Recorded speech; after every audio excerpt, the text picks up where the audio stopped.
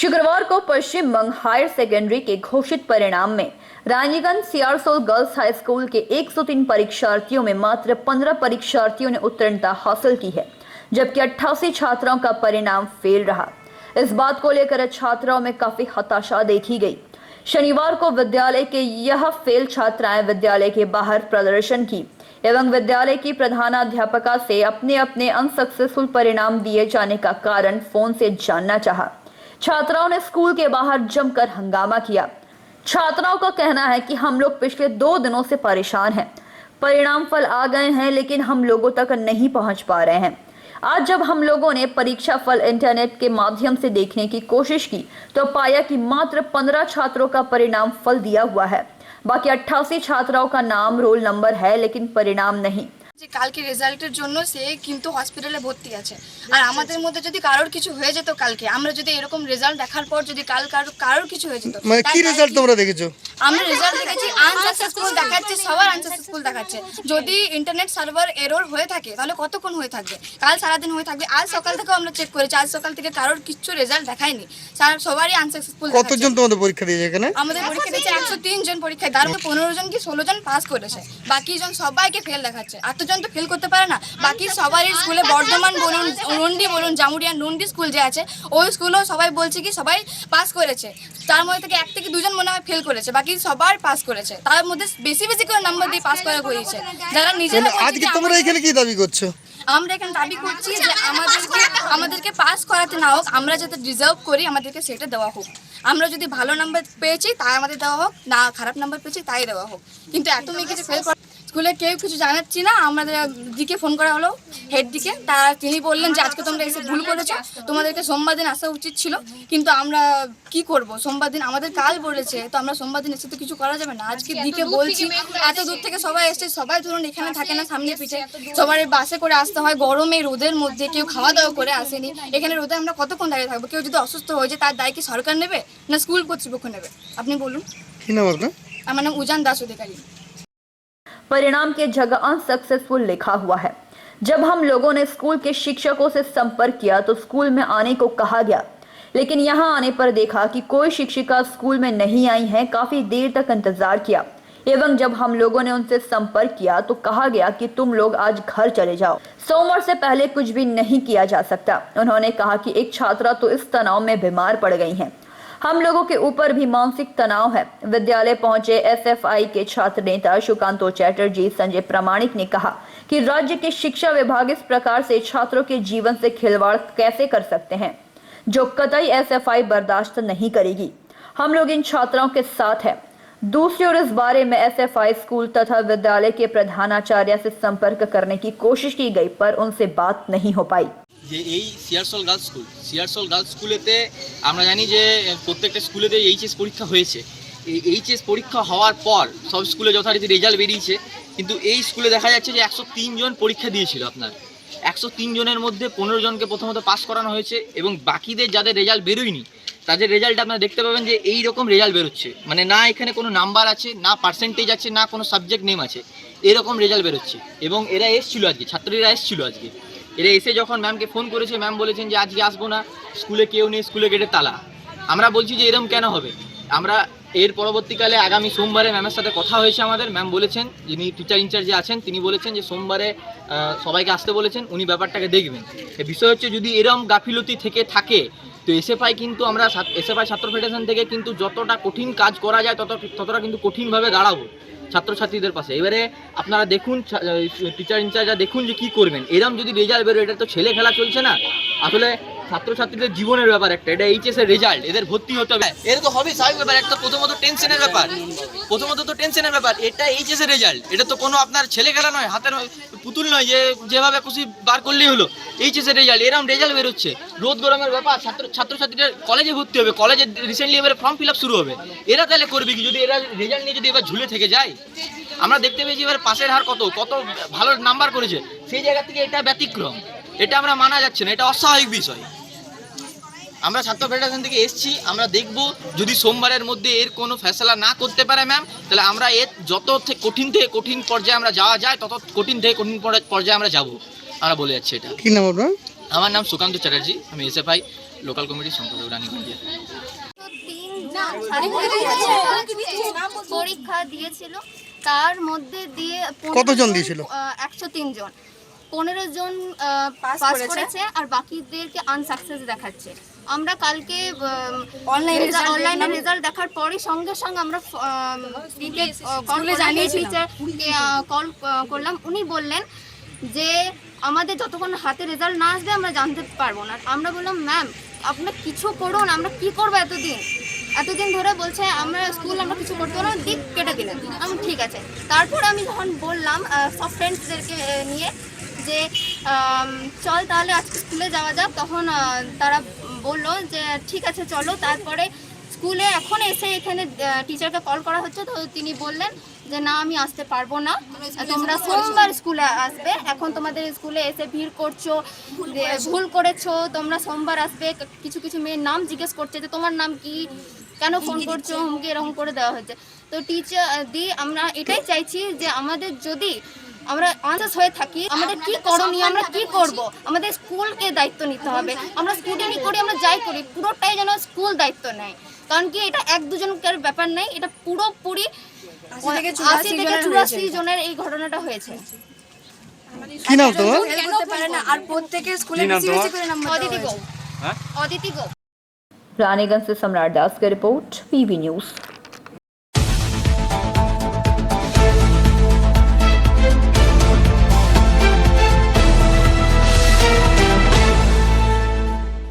रानीगंज के स्कूल पाड़ा अशोक पल्ली के निवासी 83 वर्षीय मनोरंजन दास ने अपनी मृत्यु के बाद नेत्र दान करने का निर्णय लिया था और जिसके बाद शुक्रवार को उनकी मौत हो गई। और उनके लिए फैसले के अनुसार आसनसोल आई कलेक्शन सेंटर ने कल आकर उनके लिए निर्णय के मुताबिक उनके नेत्र लेकर चले गए। और इस नेत्र कलेक्शन में मुख्य रूप से सहयोग किया सोमनाथ चट्टोपाध्याय, परिजा चक्रवर्ती, संजय प्रमाणिक एवं सुनील मित्रा ने। इससे पहले भी कई बार कृत्रिम अंगों का उन्होंने दान करवाया है। इस सराहनीय कार्य से किसी के जीवन को नई उमंग और नई दिशा मिल सकती है और ऐसे ही उमंग और दिशा इस दुनिया से चले जाने के बाद भी मनोरंजन दास ने किसी को दी है। আমার কাকা গতকাল মারা গেছে।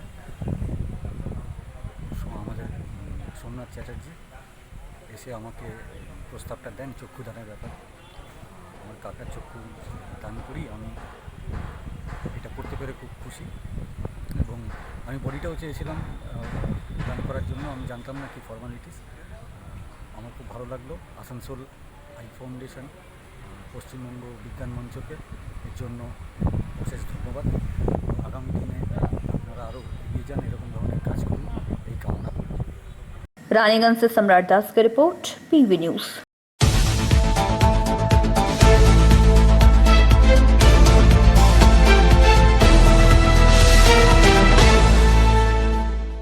अजय नदी में नहाते समय 12 वर्षीय एक बालक डूब गया।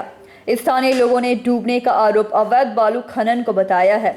स्थानीय सूत्रों के अनुसार पानवेश्वर केंद्र डोमपाड़ा के एक 12 वर्षीय किशोर अनिमेश बाध्यकर अपने मित्रों के साथ पानवेश्वर अजय नदी के किनारे मेटल धौड़ा घाट पर स्नान करने गया था।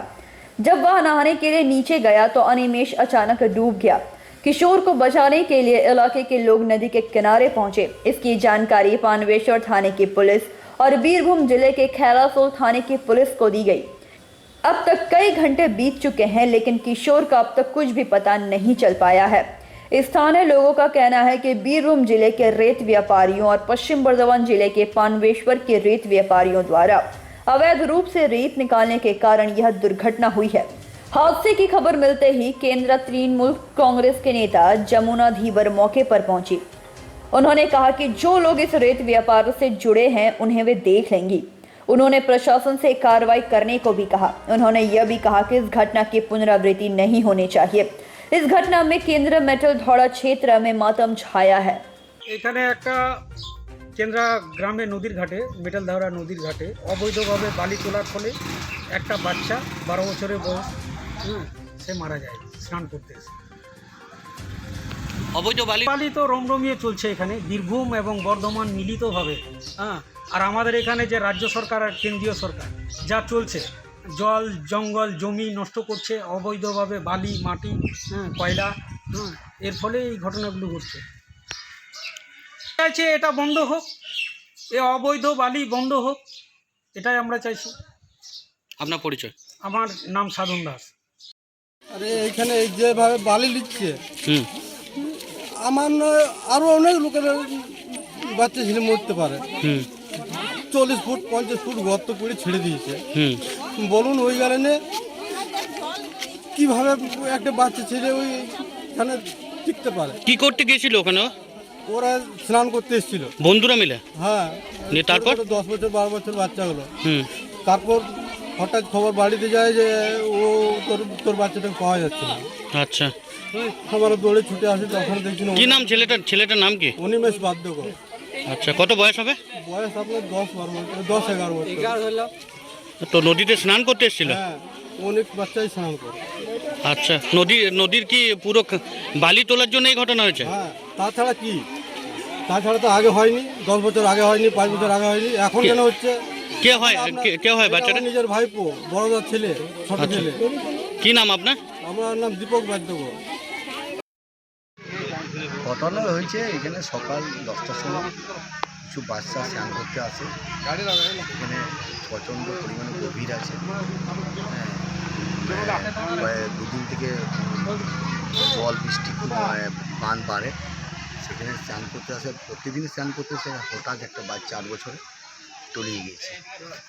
এখানে আসুন পান্ডবেশ্বর থানা পুলিশ এসছে এবং বীরভূম থানা থেকে বলছি, এখানকার লোক অভিযোগ করছে যে অবৈধভাবে বালি তোলার জন্য এই ঘটনা ঘটেছে, কি বলবেন এটা নিয়ে?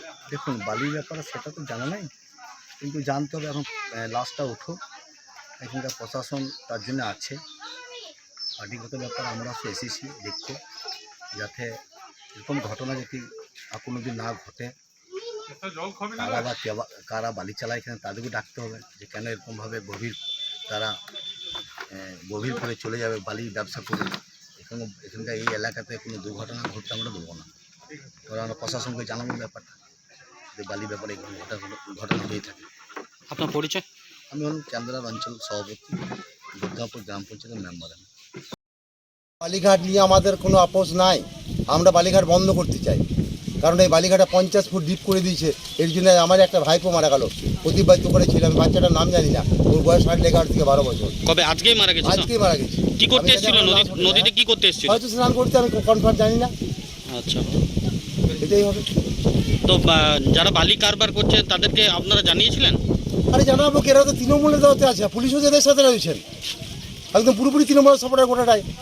দিদি পুলিশটাকে আগে হাত করেছেন, আমরা কি বলবো পুলিশের কাছে? আমাদেরকে মেরে এখন তুলে দেবেন, দেশদ্রোহী বলি। কি চাইছেন আপনি এলাকাবাসী হিসাবে? আমরা এলাকাবাসী হিসেবে এইটুকুই চাইছি যে আমাদের বালি বন্ধ হোক টোটালি, এবং আমরা মানুষের সাপোর্ট পাবো, কিন্তু এটা 100%। কি নাম আপনার? আমার নাম সুনীল मंडल, আমি নকশাল করি। पानवेश्वर से मंथन पासवान की रिपोर्ट, पीवी। रानीगंज के शालडांगा मोची पाड़ा का निवासी शुभजीत केवड़ा के पुत्र 7 वर्षीय चंचल केवड़ा घर से ट्यूशन के लिए निकला था, लेकिन आज उसे रोते बिलखते तब से पेट्रोल पंप के पास टीएमसी के कुछ कार्यकर्ताओं की नजर पड़ी, जिसके बाद उन कार्यकर्ताओं ने इसकी खबर स्थानीय टीएमसी नेता राजू मुखर्जी को दी, जिसके बाद राजू मुखर्जी ने अपने कार्यालय में बैठाकर उस बच्चे से उसके पिता का नाम और उसके बारे में पूछा। बच्चे से पूछताछ के दौरान अनुमानित तौर पर यह बात सामने आई है कि शायद उसे अपहरण करने के इरादे से कुछ लोग जा रहे थे, मगर वह लोग नाकामयाब हो गए, जिसके बाद राजू सिंह ने मोचीपाड़ा के वार्ड पार्षद ज्योति सिंह को इस बारे में जानकारी दी। वहीं दूसरी ओर उन लोगों ने इस मामले की शिकायत आमरा सोता फाणी में दर्ज कराई और चंचल को उसके माता पिता के हाथों सुरक्षित सौंप दिया। टीएमसी कार्यकर्ताओं के सराहनीय कार्य के कारण एक छोटे से बच्चे के साथ कोई बड़ी दुर्घटना होने से टल गई, जो कि काबिल तारीफ है। বাচ্চাটা পাওয়ার পর আমি জ্যোতি সিং 34 নম্বর ওয়ার্ডের কাউন্সিলর এনার সঙ্গে যোগাযোগ করি। তিনি ওর বাড়ির লোককে খবর দেয়, পানিমোড় ফাঁড়িতে ওর বাড়ির লোক আসে। বাচ্চাটাকে আমরা ফাঁড়ির পুলিশ অফিসারের কাছে ওর গার্জেনের হাতে। रानीगंज से सम्राट दास की रिपोर्ट, पीवी न्यूज।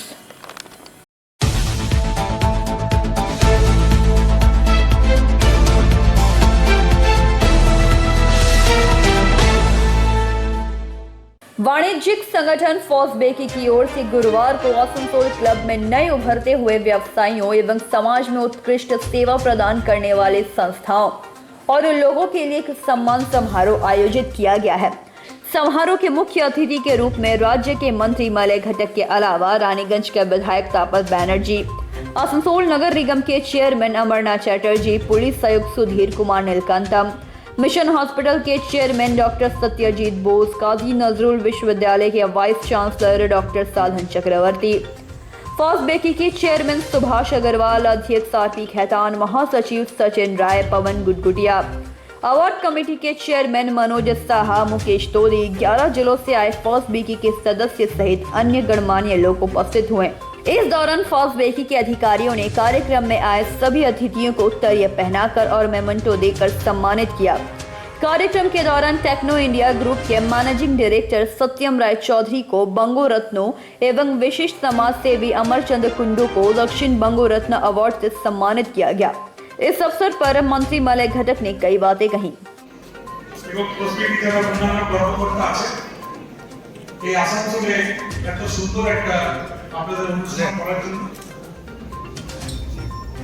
আসানসোল একসময় ওয়ার্ল্ডের যে বেস্ট ইন্ডাস্ট্রিয়াল টাউন রুট, সেই রুটের সঙ্গে তুলনা করা হতো রুট অফ ইন্ডিয়া। কিন্তু দীর্ঘদিন ধরে আসানসোলের এক একটা করে পালন খসে গিয়েছে। আসানসোলে যতগুলো ইন্ডাস্ট্রি ছিল, আসানসোলে এশিয়ার মধ্যে সব থেকে বড় গ্লাসের কারখানা ছিল, কাঁচের গ্লাস ফ্যাক্টরি বন্ধ হয়ে গেছে। আসানসোলে পৃথিবী বিখ্যাত সাইকেল কারখানা ছিল, সেন্ট্রালে বন্ধ হয়ে গেছে। আসানসোলে ইন্ডিয়ান অক্সিজেন বন্ধ হয়ে গেছে। আসানসোলে লিখিত গভর্নমেন্টের দুধ ফ্যাক্টরি ছিল, বন্ধ হয়ে গেছে। পরবর্তীকালে বার্নপুরের বাগের কারখানা বন্ধ হয়েছে। হিন্দুস্তান কেবলস বন্ধ হয়ে গেছে। বেঙ্গল পেপার মিল বন্ধ হয়ে গেছে। দুর্গাপুরের বিওজিএল থেকে শুরু করে ফার্টিলাইজার থেকে শুরু করে একের পর এক কারখানা বন্ধ হয়ে গেছে। কিন্তু আপনাদের আশীর্বাদে 2011-তে রাজ্যে পরিবর্তনের পরে মাননীয় মুখ্যমন্ত্রী সারা পশ্চিমবঙ্গের সঙ্গে সঙ্গে এই অঞ্চলেরও যাতে উন্নয়ন হয় সেদিকে তিনি নজর দিয়েছিলেন এবং আমরা আসানসোলে ইউনিভার্সিটি পেয়েছি, আসানসোল আলাদা জেলা পেয়েছি, বর্ধমানকে বাইফার্কেশন করে পশ্চিম বর্ধমান যার সদর দপ্তর আসানসোলে, আসানসোলে আমরা আলাদা জেলা পেয়েছি।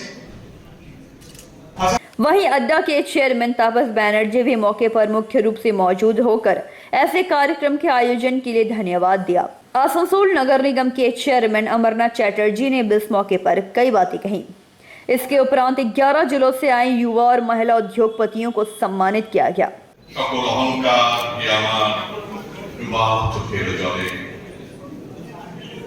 নিজেরে করিতে গৌরব তার, নিজেরে কেবলই করি অপমান, আপনারে শুধু ঘেরিয়া ঘেরিয়া ঘুরে নদী পরে পরে সকল অহংকার আমার বিবাহ চোখের জলে। আমারে না যেন করি প্রচার আমার আপন কাজে, তোমার ইচ্ছা করবে পূর্ণ আমার জীবন মাঝে। যাচ্ছে তোমার চরম শান্তি, পরমে তোমার পরম কান্তি, আমারে আড়াল করিয়া দাঁড়াও হৃদয় পদ্ম তলে, সকল অহংকার আমার ডুবাও চোখের জলে। এটা এই জন্য বললাম যে এই আত্মতুষ্টি বা এত সম্মান, এত ভালোবাসা, এত কিছুকে যেন কখনো আমরা আত্ম অহংকারে না বুঝি, এই জন্যই আমি এটা দিয়ে শুরু করলাম। মঞ্চে যারা রয়েছেন বিশিষ্টজনেরা সবাই, you are doing exceptional thing, you are the creator of job. আপনারা ফাইন্যান্সিয়াল ডায়নামিক্স থেকে প্রতিমধ্যে চেঞ্জ করছেন। আপনারা 11টা ডিস্ট্রিক্টের ইকোনমিকে আপনারা ডেভেলপ করছেন। You are the real ambassador, you are the real hero of our state. Very good afternoon to all of you. Today I was told that Uzbeki is conducting this annual program where they are felicitating various entrepreneurs across 11 districts of this region. First of all, I would like to say I'm very proud that I'm the commissioner of this Asansol Durgapur area. And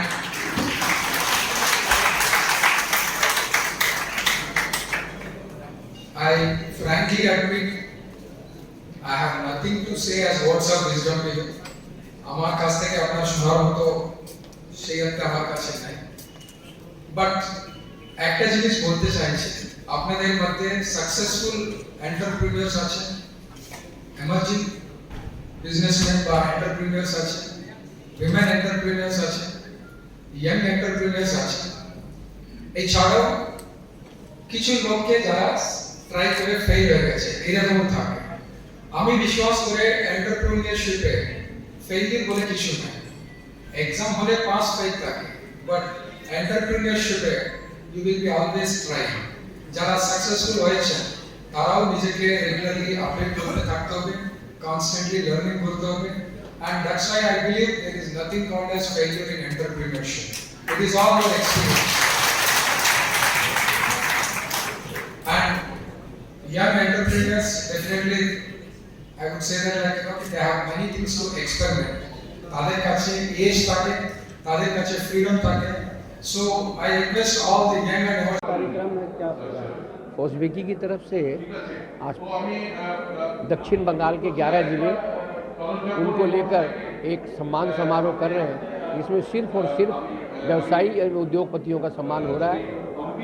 young entrepreneur of the year, women entrepreneur of the year, merchant of the year और industrialist of the year, हर जिले से 4 अर्थात 44 लोगों का हम लोग चिन्हित कर रहे हैं। इसका उद्देश्य सिर्फ है हमारी इंडस्ट्री को और बंगाल में और कारखाने आए, नए लड़के सामने में आए, महिलाएं सामने में आए, सिर्फ और सिर्फ यही उद्देश्य है। इसी की वजह से हम लोगों ने इतना बड़ा कार्यक्रम आयोजित किया है। 11 जिले के सभी जिलों के लोग प्रतिनिधि आज यहाँ मौजूद हैं। पश्चिम बंगाल में इस तरह का कार्यक्रम जो व्यापारी और उद्योगपतियों को सम्मान देता है, पहली बार हो रहा है। हमारे जो आगाम प्रजन्म है, हमारी जो नई पौध है, वो और उद्योग में आ सके, व्यापार में आ सके, सब नौकरी में जा रहे हैं। इसलिए हम लोगों ने ये प्रोग्राम किया है, उनको मोटिवेट करना। कार्यक्रम का शुरुआत किस तरीका से हुई है? हाँ, कौन कौन कार्यक्रम में आए थे, शुरुआत क्या है? आज हमारे मंत्री महोदय श्री मलय घटक साहब, एएमसी के चेयरमैन श्री अमरनाथ चटर्जी साहब, हमारे तापस बनर्जी साहब जो अड्डा के चेयरमैन हैं, एमएलए भी हैं, और ये सत्यम राय चौधरी जो टेक्नो इंडिया ग्रुप के चेयरमैन हैं, काजी नजरुल यूनिवर्सिटी के वाइस चांसलर डॉक्टर सागर चक्रवर्ती हैं, और ये 2 जो बंगरत्न और शिल्पो दक्षिण बंगो रत्न, ये 2 सम्मान भी हम लोगों ने दिया है, सत्यम राय चौधरी साहब को और अमरचांद कुंडू साहब को। और ये डॉक्टर सत्यजीत बोस आए हैं हमारे कार्यक्रम में, और विमल पटवारी आए हैं पिनेकल ग्रुप के चेयरमैन। इन सब अतिथियों को बुला करके हमने एक अच्छा कार्यक्रम देने का प्रयास किया है। हमारी कुछ गलतियां रह गई, अगले साल हम लोग इसको और अच्छे ढंग से करने का प्रयास करेंगे। कितने लोगों को सम्मानित किया जा रहा है? 44। आरती खेतान, प्रेसिडेंट फौजबेकी। आसनसोल से संतोष मंडल की रिपोर्ट, PV news. Shyam Sel power private limited के जामुड़िया एवं रानीगंज ने CSR के तहत राज्य में इस वर्ष माध्यमिक परीक्षा में तीसरा स्थान प्राप्त करने वाली रानीगंज की छात्रा अनन्या दास गुप्ता को उसके निवास स्थान पर सम्मानित किया गया एवं उन्हें भविष्य कंपनी द्वारा यथासंभव मदद करने का आश्वासन भी दिया। कंपनी के CSR के अधिकारी समादिता गुप्ता एवं अफसरी बेगम प्रमुख रूप से उपस्थित थी। आपको बता दें कि अनन्या दास गुप्ता ने माध्यमिक की परीक्षा में पूरे पश्चिम बंगाल में तीसरा स्थान हासिल किया है और उन्हें 691 अंक प्राप्त हुए हैं। वह आसनसोल उमरानी गोराई महिला कल्याण गर्ल्स हाई स्कूल की छात्रा हैं। স্যামসেল এবং পাওয়ার লিমিটেড এবছরও উদ্যোগ নিয়েছে মাধ্যমিক পরীক্ষায় উত্তীর্ণ কৃতি ছাত্রছাত্রীদেরকে সম্মান দিতে। তাই আজ আমরা এসে উপস্থিত হয়েছি রানীগঞ্জের বাসিন্দা শ্রী সুব্রত দাশগুপ্তর কন্যা অনন্যা দাশগুপ্তকে, যে আমাদের পশ্চিম বর্ধমান জেলায় 3য় স্থান অধিকার করেছে মাধ্যমিকে 691 নম্বরে। অনন্যা দাশগুপ্তের উজ্জ্বল ভবিষ্যতের জন্য আমরা শুভকামনা জানাতে এসেছি স্যামসেল ও পাওয়ার লিমিটেডের CSR গ্রুপের পক্ষ থেকে এবং আমাদের শ্যাম পরিবারের পক্ষ থেকে। অনন্যা দাশগুপ্তের কঠোর পরিশ্রম আজ তাকে এই জায়গায় এসে দাঁড় করিয়েছে যে প্রতিটা জায়গা থেকে তাকে সম্মান জানানো হচ্ছে। স্যামসেল ও পাওয়ার লিমিটেড তার উজ্জ্বল ভবিষ্যতের শুভকামনা জানিয়ে এই আশ্বাসও দিচ্ছে যে আগামী দিনে শিক্ষা জগতে যদি তার কোনো রকম প্রয়োজন হয় তাহলে সর্বদাই আমরা তার পাশে থাকব। স্যামসেল কোনোদিন শিক্ষাগত দিক দিয়ে কোনোদিন পিছু পা হবে না তাকে সাহায্য করতে। সিএসআর এর টিমের পক্ষ থেকে অনন্যা দাশগুপ্তকে অনেক অনেক প্রীতি এবং শুভেচ্ছা। আর স্যামসেল এবং পাওয়ার লিমিটেড তার সাথে এই আমাদের সিএসআর গ্রুপ অনন্যা দাশগুপ্তকে এই শুভেচ্ছা এবং আগামী দিনের উজ্জ্বল ভবিষ্যতের কামনা জানিয়ে তাকে কিছু উপহার, তাকে ফুল এবং মিষ্টি মুখ করিয়ে আগামী ভবিষ্যৎ যেন তার উজ্জ্বল হয় এই কামনাই করছে। रानीगंज से सम्राट दास की रिपोर्ट, पीवी न्यूज़।